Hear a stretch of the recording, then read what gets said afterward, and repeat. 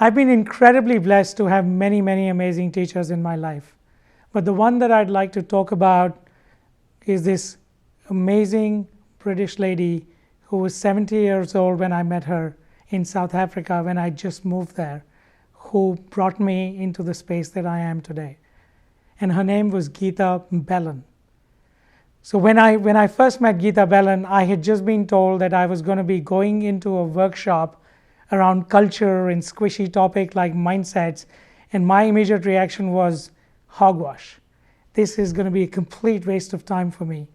And I told all my friends who were going to be coming to the workshop that this Gita Bellin woman was a fraud because she had taken an Indian name to convince us that she knew something about the kind of stuff that she was going to talk about, but her real name was Margaret. So I was this cynical guy who went and sat in the back of the room, and I was convinced that Gita could not teach me anything.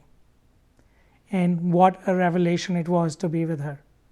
She came in front of this room, this small little lady who just completely occupied the entire space. And she had this amazing persona which just drew me in. And she made us do a meditation exercise which helped me connect with myself in a way that I could never imagine was possible.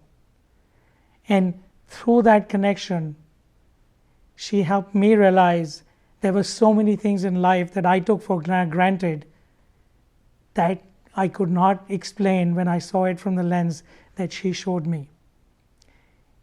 And Gita taught me how to find joy in my work, how to find connection with the people that I loved.